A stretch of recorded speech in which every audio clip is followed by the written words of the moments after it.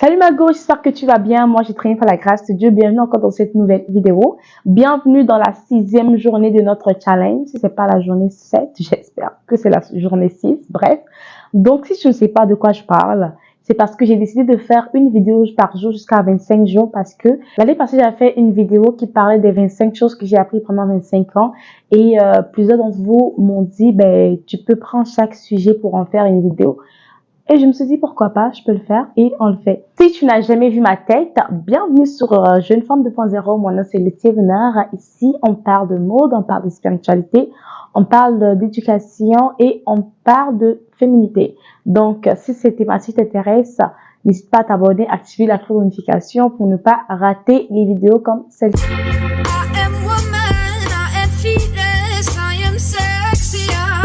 À un moment donné de la vie, il va falloir faire la différence entre une erreur et un manque de respect. Je pense que la vidéo que je vais faire aujourd'hui va être comme une suite logique de la vidéo d'hier parce que c'est important de savoir comment définir ses relations, mettre un mot sur ses relations. C'est très important de savoir établir les limites dans ses relations. Donc, c'est très important de définir les limites dans ses relations et savoir déjà en premier lieu qu'est-ce que tu appelles erreur et qu'est-ce que tu appelles manque de respect. Parce que des fois, on pense des fois qu'on nous manque de respect, mais des fois, c'est pas forcément ça. C'est toujours des erreurs. Et des fois, on prend des erreurs pour des manques. On interchange. Okay? Après, ça va définir qu'est-ce que tu appelles erreur, qu'est-ce que tu appelles manque de respect. Maintenant, il faut donner des exemples. Ok? Exemple. Ok, moi, j'appelle manque de respect. Si on me considère de telle manière, on me traite de telle manière. Exemple. C'est quoi l'exemple? Ok? Mais non. Je peux dire que pour moi, une erreur, c'est quand une personne me parle mal. C'est quand une personne... tu peux dire que pour moi, une erreur, c'est quand une personne me parle mal. C'est quand une personne me rabaisse. Ci ou ça. Ok? Ça peut être une erreur. Mais non, pour toi, quand est-ce que ça devient un manque de respect? Parce que les erreurs sont humaines. Une personne peut faire une erreur sans se rendre compte. Quand est-ce que ça devient un manque de respect? Il faut aussi savoir l'établir. Je peux dire que oui, pour moi, ça devient un manque de respect quand ça se répète à chaque fois. Parce qu'on dit souvent qu'une erreur, ça se fait une fois. Mais quand ça devient 2, 3 fois, ça devient des manques de respect. Ok? Est-ce que moi, je partage forcément cet avis? Je suis à moitié-moitié. Pourquoi? Parce que quand une personne, des fois, les erreurs que la personne va faire va aussi dépendre de toi. Comment est-ce que tu as réagi envers cette personne-là? C'est-à-dire que cette personne va te dire que des fois, quand tu agis de telle manière, en fait, ça me pousse à faire ça. Donc, c'est possible que cette personne fasse une erreur parce que toi, tu agis d'une certaine manière et que pour cette personne-là, c'est automatique de répondre à la manière dont tu as parlé, de répondre facilement par peut-être cette erreur qu'elle a faite. Mais non, si vous êtes parlé de cela et tu te dis, ok, ben, je veux pas que tu me fasses ça et que toi, tu refais la même chose, et que cette personne refasse aussi cette même erreur, c'est-à-dire que ça demeure une erreur parce que c'est pas un manque de respect si toi, tu as ta faute là-dedans. Je sais pas si tu comprends. Moi, c'est comme ça que je perçois les choses. Mais non, ça devient un manque de respect quand, toi, tu décris, qu'est-ce que tu appelles comme erreur, que tu décris tes sentiments et que cette personne-là s'en fout complètement de qu'est-ce que tu lui dis. Cette personne, je m'en fous, je vais pas m'excuser. Ça devient un manque de respect. Vraiment, la personne consciente, ok? La personne est consciente que je suis en train de te manquer de respect, mais je m'en fous, je vais continuer à te manquer de respect. Je te parle mal, je vais continuer à te parler mal, c'est du manque de respect.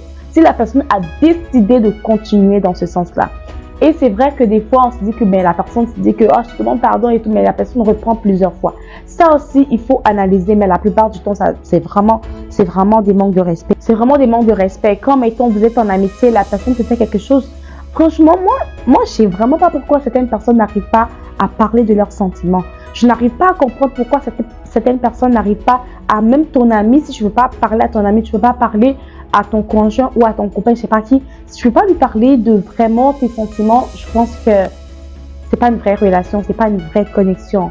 C'est important, même si ça va faire mal à la personne, tu lui dis, écoute, je n'aime pas quand tu agis de telle manière, telle manière. À moins que tu t'en fous ou à moins que tu es une personne, peut-être moi, ça m'arrive des fois de prendre distance de cette personne-là et de ne plus jamais lui permettre d'avoir ce type de conversation qui me rend mal à l'aise et qui fait en sorte que cette personne me manque de respect.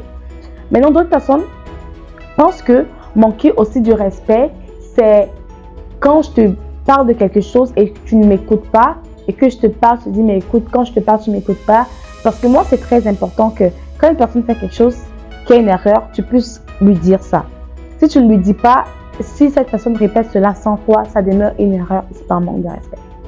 C'est très important. Maintenant, quand tu communiques avec cette personne-là et que, mettons, cette personne continue à ne pas t'écouter quand tu parles, il y a deux choses. Quand tu penses que c'est pas très grave, mais je préfère ne plus lui parler de mes choses. Et que parce que quand je lui parle de mes choses et je sens cette personne indifférente, ça m'énerve. Moi, personnellement, ça m'est arrivé. Cette personne a beaucoup de qualités, mais juste quand je lui parle de certaines choses, cette personne est indifférente et ça fait en sorte que ça me bloque de lui parler de certaines choses de moi, de ma vie et tout. Et cette personne va se plaindre des fois, ah, tu ne me dis pas mais des choses et tout. Comme, je ne dis pas clairement que quand je te parle, tu t'en fous, parce que cette personne fait semblant d'écouter, mais elle n'écoute pas. Et la personne, la seconde après, elle fait comme si tu n'as pas parlé de quelque chose de très sensible. Et moi, ça m'énerve. Mais je ne vais pas couper la relation à cause de ça. Je vais pas non plus le mettre dans le manque de respect. Je vais juste le mettre dans le fait que tu t'en fous de qu'est-ce que je te dis, mais ça ne me dérange pas. Tant mieux, tu vois. Mais d'autres personnes, ça va leur déranger. Peut-être que toi, ça va te déranger. Tu vas dire, moi, je trouve que c'est un manque de respect. Je ne vais pas continuer cette relation. C'est très important. Une personne te dit, ah ouais, de toute façon, dans votre famille, c'est comme ça que vous faites. What? Non, attends. Dans notre famille, c'est comme ça. Je veux mon micro. Ok. Dans votre famille, c'est maintenant. Dans votre famille, c'est comme ça que vous faites. Ça veut dire quoi? Faut que tu m'expliques parce que moi, déjà, c'est un manque de respect. Ok? Ou encore, ouais, c'est là ça. Oui, cette personne-là se dit, ah ouais, mais comme telle personne de ta famille commence à parler d'une certaine partie de ta famille que. Tu sais, des fois, tu peux être en relation avec une personne qui. En amitié, peut-être en amitié, je dis, ah, de toute façon, mon frère, il me dérange tout le temps, ma soeur, elle me dérange tout le temps, ou telle personne, mon oncle, il est tout le temps, il m'énerve et tout. Ça ne donne pas le droit, même si tu as ouvert une porte qui n'est pas une porte à ouvrir, mais ça ne donne pas le droit à l'autre personne en face de toi de parler aussi mal de ce membre de ta famille. Ok? Donc, cette personne peut dire que, ouais, de toute façon, ton frère, de toute façon, ta soeur, de toute façon, ton oncle, ton oncle, et à chaque fois, cette personne va dire, ah, comme ton oncle, ou maintenant tu es rendu stupide comme telle personne, de ta famille ou de ton entourage que toi-même tu as, de qui toi-même tu as parlé. Je ne sais pas si tu comprends ce que je veux dire. Et c'est très important, moi, pour moi, quand la personne le dit immédiatement, je mets les points sur les i. Mais des fois, tu te sens mal, mais en même temps, parce que c'est toi qui as parlé de ça en premier, tu ne te sens pas très légitime de dire à la personne que tu ne te donnes pas le droit parce que tu te dis que la personne va te dire, mais de toute façon, c'est toi qui parles des membres de ta famille comme ça. Pourquoi est-ce que moi, je ne peux pas en parler? Parce que oui, toi, tu ne peux pas en parler. Et normalement, toi aussi, Margot, tu ne devrais pas parler des choses de ta famille parce que pour éviter le manque de respect à tes parents, à ta famille ou quoi que ce soit. Même si tes parents ne t'aiment pas, même si tes parents, c'est très important parce que moi, je connais des gens qui ont essayé. Moi, je connais un gars qui a complètement un peu éloigné sa copine de sa famille parce que c'est un pervers narcissique, un peu un pervers narcissique sur les bords. Il a éloigné sa copine de sa famille tout simplement parce que il y avait des problèmes entre sa copine et la famille de sa copine. La famille de sa copine et sa copine avaient des chicanes. Il y avait vraiment des polémiques, il y avait beaucoup de problèmes entre eux. Et lui, il a profité pour l'éloigner de sa famille et après commencer à chuchoter des choses négatives. Et au début, cette personne-là a accepté. Ouais, de toute façon, mon frère comme ça, de toute façon, ma soeur est comme ça. Après, comme ta famille, c'est ta famille, ton gars. Et finalement, ils ne sont même plus ensemble. Et finalement, elle s'est rabibochée avec sa famille. Imagine si cette famille, ça va être difficile de revenir. Donc, des fois aussi, l'erreur vient de toi. Quand on te manque de respect, on manque de respect à ton entourage, on manque de respect où on a une attitude de manque de respect envers toi ou envers des personnes que tu aimes, que tu n'aimes pas. Essaie de voir quelle brèche j'ai ouvert et tu essaies de fermer cette brèche-là.